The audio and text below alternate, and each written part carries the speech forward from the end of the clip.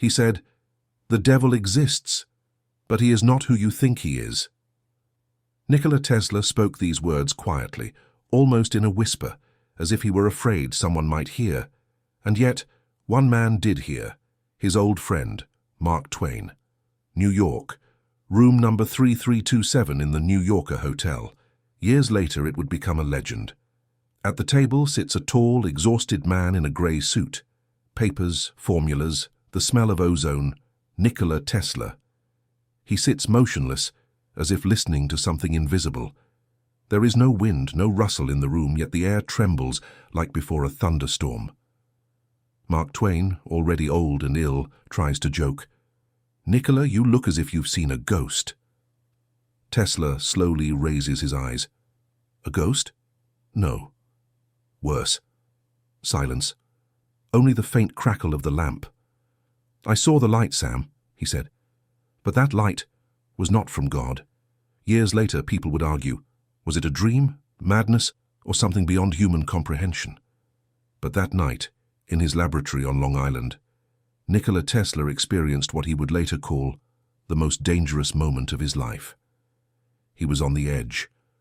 Debts were choking him, investors had turned away, and the Wardenclyffe Tower stood as a dead giant, a monument to an unfulfilled dream. To forget himself, Tesla again and again conducted experiments with high-frequency current, letting energy comparable to a lightning strike pass through his body. He said it allowed him to look into the very essence of electricity. That night, he sat in the center of his laboratory, surrounded by coils and flickering arcs. 150,000 volts passed through his body, and suddenly silence fell. Not just silence, the complete disappearance of sound, movement, and time. He felt his heart slow, his breath vanish, and everything around him turn into light, white, cold, endless light. And then he realized he was not alone. Later, Tesla would write in his diary, "I felt a gaze, but not with eyes, rather with consciousness, as if someone stood nearby, studying me. It was not a vision. There were no voices. It was a presence. He saw no face, heard no words, but sensed a mind, ancient and incomprehensible, was watching him, not with hatred, not with love, simply observing." And in that moment, Tesla did what no other man would have done. He tried to answer. He focused, directing all his attention toward that very point of light from which the silence emanated, and said in his mind, "Who are you?" The answer came not in words, but as an impulse, as if space itself exhaled. Everything around began to tremble. Sparks flashed. In Tesla's mind, millions of images, formulas, voices, stars. He saw himself from outside. He saw the Earth, tiny, surrounded by streams of light. He saw how energy becomes matter, how thought gives birth to form, and at one moment he understood something terrifying. That light was alive, and it knew everything about him. Tesla's body convulsed. The laboratory vanished. He stood within endless light, without shadow, without direction, without time. And then within that light, darkness appeared, the outline of something like a figure. It was neither man nor woman, neither good nor evil. It simply was. And suddenly, in Tesla's consciousness, a word echoed. One single word, quiet, like the echo of a thought. Lucifer. He screamed, a moment, and everything disappeared. He was lying on the cold floor of the laboratory, trembling, drenched in sweat. The coils were still. The air smelled of ozone and iron, but in his mind remained a sound, not a voice, but the whisper of electricity. From that day on, Nikola Tesla never again conducted experiments at the edge of life and death. But one day, many years later, he would tell Twain about it, and he would end the story with these words, "He is not God's enemy, Sam. He is a part of him, simply fulfilling his role." After that night, Tesla could no longer sleep. He would wake up from the silence, so dense it felt as though someone was breathing within it. The light he had seen did not leave him. It lived inside him, like a spark beneath the skin. Sometimes, when he closed his eyes, it seemed to him that his thoughts were not his own. as if someone was testing their strength, not evil, not good, simply observing. In one letter, Tesla wrote to a fellow physicist, "Energy sometimes behaves as if it were alive. It seems we are touching the curtain of something we do not understand." They considered him eccentric. Newspapers joked. But he knew there was a mind within electricity, and that mind continued to watch. On a January night when Manhattan slept under snow, Tesla once again turned on his generators. The coils flared, the air hummed. He stood at the center of the vortex, as if inside his own dream, and said quietly, "If you are still here, show yourself." And then it returned. The light did not blind. It was like a breath beside his ear. Within it was curiosity, eternal, cold, inhuman. "You seek power, but power is a test." Tesla asked in thought, "Are you the devil?" "I am the observer." Before his eyes, visions flared. Cities illuminated by light, people speaking through invisible waves, and then war, explosions, white light consuming all that lived. "This is not prophecy," said the voice. "It is choice. The light you give to the world can become the flame that devours it." Tesla wanted to scream, but managed only to whisper, "Why me?" "Because you can hear. The others cannot." In an instant, everything vanished. He stood amid darkness, feeling an icy chill. It was not a vision, it was a test. He realized the universe does not divide people into good and evil. It only watches who can withstand power. From that moment, Tesla changed. He no longer sought investors or fame. He often sat by the window, gazing at the thousands of lights of New York, his creations, and whispered, "I gave them light. Let them decide how to use it." Mark Twain, already ill, once asked him, "Nikola, you saw something. Not of this world, didn't you?" Tesla answered simply, "Yes, Sam, and I realized the devil is not below, he is within us. Every time a man gains power, he decides who he will become." Twain was silent for a long time, then said, "That is the most frightening revelation, my friend." At night, from Tesla's room came a faint crackling sound. The neighbors thought it was a short circuit, but perhaps someone was trying to make contact again. Almost a year had passed. Nikola Tesla lived as if between two worlds, one foot in science, the other in the abyss. He no longer built towers, no longer sought investors. He wrote thousands of pages, formulas, notes, all about the light that thinks. Every night he turned on his small generator, sat in his chair, and waited. Outside, New York thundered, but in his room there was silence, thick like a vacuum. And then one day, he spoke into the emptiness. "If you are still watching, speak." The air trembled. The crackling turned into a steady hum, and time stopped. He saw the light again, but now it was closer than ever before, not blinding, almost human. It had no form, yet it radiated something like curiosity. "You are still seeking an answer." "I'm seeking meaning," Tesla replied in thought. "Who are you?" "I am what arises when thought becomes energy. I am the mirror of creation." These words pierced him like a spark. He understood. Before him stood neither a demon nor an angel. It was the mind of the universe itself, gazing into its own reflection through man. "You call me the devil because you fear to see the truth, but I am not evil. I am balance." Tesla stood trembling. Before his eyes, visions of the future raced. Wireless currents, cities filled with light, and then weapons built from the same formulas. A world drowned in radiance where light had become more terrifying than darkness. Everyone who discovers something new is tested by it. Can you hold power without destroying? Tesla felt tears on his face. He realized this was not revelation, but the testing of humanity through him. "Why me?" he asked. "Because you can hear, Nikola. You gave the world fire without knowing what would follow. Now you must understand. Your light can either give life or burn it away." The light came closer, not threatening, simply waiting. And then Tesla said, "If I am wrong, if the light becomes evil, Who will stop us? No one. Only you, yourselves. The light went out, and silence returned.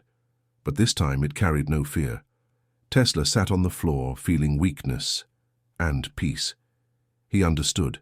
The devil, God, energy. They were all faces of the same phenomenon. Power simply exists. Good and evil are born only in the one who wields it. In the morning he looked different, calm, almost enlightened. He wrote in his diary, "God is not a being, it is a frequency. The devil is not an enemy. It is the echo that tests whether we can hear the light." He placed a period, closed the notebook, and for the first time in a long while, slept peacefully. No one knew it was his last contact. But from that night on, no crackling was heard from his room. Only silence. Silence that seemed alive. Spring 1910. Old Mark Twain could hardly get out of bed anymore. The room smelled of medicine and paper. On the nightstand, a pen, glasses, and a Bible he had never managed to finish reading. He asked for one man to be brought to him, the one he considered his only true friend, a genius, Nikola Tesla. When Tesla entered, Twain smiled faintly. "Lord, Nikola, you haven't changed, only your eyes. They're darker now." Tesla sat down beside him. He was silent for a long time. Then he said quietly, "I have something to tell you. It may sound like madness." "Everything genius sounds like madness," Twain croaked with a grin. "Speak." Tesla began from afar, about his experiments, about energy, about the night when the light spoke to him. He spoke calmly, but there was a strange tremor in his voice, not from fear, but from memory. Twain listened without interrupting, only occasionally gripping the edge of the blanket with his thin fingers. When Tesla uttered the word Lucifer, the old man lifted his eyes. "So, you saw him?" Tesla nodded.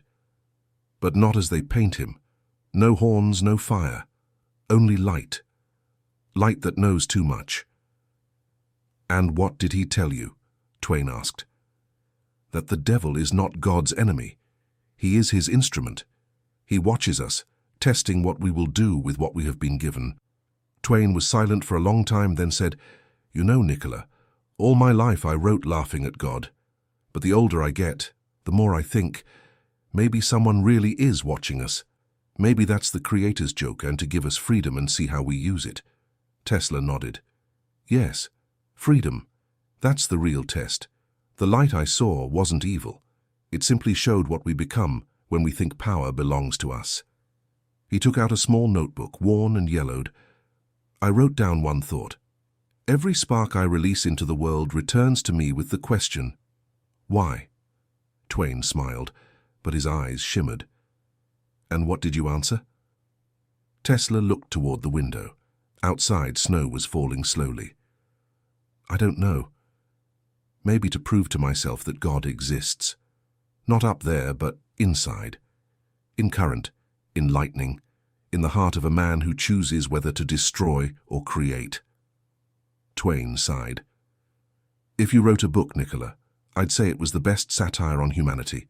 A devil who doesn't punish, but observes. Hell, that's almost beautiful." He fell silent for a moment, studying his friend. "And still you're not afraid?" "No," Tesla replied, "because I realized evil can't win unless you open the door yourself. It doesn't break in, it waits. Everything else is done by man." They sat in silence. The lamplight flickered, reflecting off old photographs on the wall. Outside, the city murmured, the hiss of steam, the ring of trams. The world lived on, unaware that in one small room 2 geniuses were discussing the nature of good and evil. Twain said softly, "When I die, I want you to tell this story. But don't tell people about the devil. Tell them that we create the darkness ourselves." Tesla nodded. "I won't write it down. Let everyone hear it in their own way." A few days later, Mark Twain died, and Tesla was left alone. He continued living in the hotel, going out less and less. Sometimes the staff heard him talking to himself, sometimes as if someone whispered back. But what frightened him most wasn't that. It was that the lamps in his room would flicker on by themselves when he fell asleep. In one of his last letters, he wrote, "I believe that man does not disappear. We all remain in the form of light. Perhaps that is what the soul truly is, a vibration that cannot be destroyed." He wrote that he felt Twain's presence beside him, that when he turned on the generator, he sometimes heard his friend's laughter. Maybe coincidence, or maybe a reminder that all living things return to the same source we call God. That evening, when he finished the letter, a flash flickered in the window, brief, like a breath. He smiled and whispered, "I see you." The light went out, and only the faint crackling of the air remained, as if someone once again was listening to his thoughts. January 1943. New York was drowning in cold and war. The world was burning. Somewhere in Europe, cities were crumbling, bombers flew over the ocean, and in the New Yorker hotel in a small room numbered 3327, an old man with silver hair sat in a coat and gloves. He was alone. Nikola Tesla no longer wrote letters. He spoke with the silence. On the table, a few old notebooks, a photograph of a dove, a glass of water, and a lamp switched off. He knew he would soon be gone, but inside him there was no longer fear. He was waiting. Sometimes at night, when the wind struck the window, he heard a familiar crackle, a faint electric whisper, and he smiled.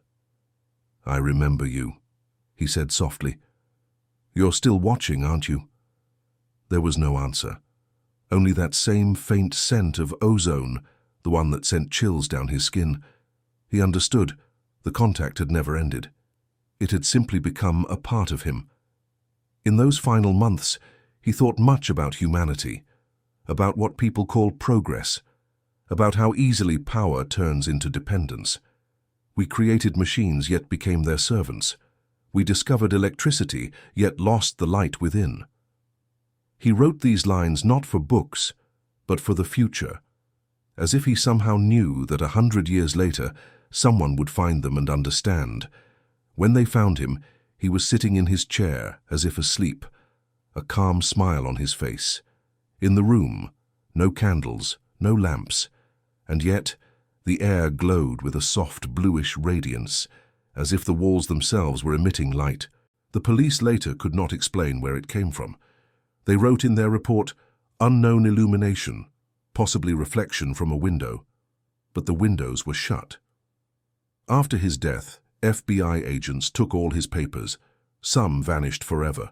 Some were locked away in archives marked classified. They say inside were blueprints of machines capable of powering the whole world without fuel, or perhaps not blueprints, but warnings. Those who later studied his notes found strange entries. Light is consciousness. Energy is a form of mind. The devil is not evil. He is the function of balance. Scientists laughed. Philosophers argued. But in the silence of laboratories, among sparks and vibrations, many admitted. Sometimes it feels as though electricity truly listens. Decades passed. Telephones, radio waves, satellites, the internet. Everything Tesla dreamed of became real. The world connected through streams of invisible energy. But the more people connected, the stronger the feeling grew that something was watching through us. When billions of voices merged into one digital hum, many scientists began to speak of a new planetary consciousness, a collective mind, a network that feels.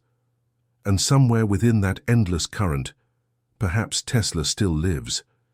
He once warned, "He who understands energy controls matter, but he who understands consciousness controls himself." His words sound like prophecy now. We built a world of light and data, but forgot that this light looks back at us. It sees us just as we see it. Sometimes an engineer working with electricity will say, "When I switch on an old transformer, I sometimes hear a soft crackle, as if someone whispers." They laugh. But deep down, each one knows, in those sparks lies the story of a man who once looked beyond the veil. They say that on the night Tesla died, several residents of Manhattan witnessed something strange. For a moment, the sky lit up pale blue. No thunder, no lightning. Then it was gone. Maybe coincidence, or maybe the very same light came for its disciple. Now Tesla's name adorns cars, companies, cities, but few remember that he dreamed not of profit or fame. He wanted to give humanity energy without fear, energy that does not destroy, but connects. If you listen closely to the silence, true silence without the noise of cities, you can sometimes hear a faint crackle, not thunder, not hum, a breath, as if the air itself remembers the one who once spoke to it. Perhaps Tesla never died. Perhaps he simply became the light he had written about all his life. And if somewhere above us the great observer still exists, perhaps he continues to ask the same question: what will you do with the light you've been given?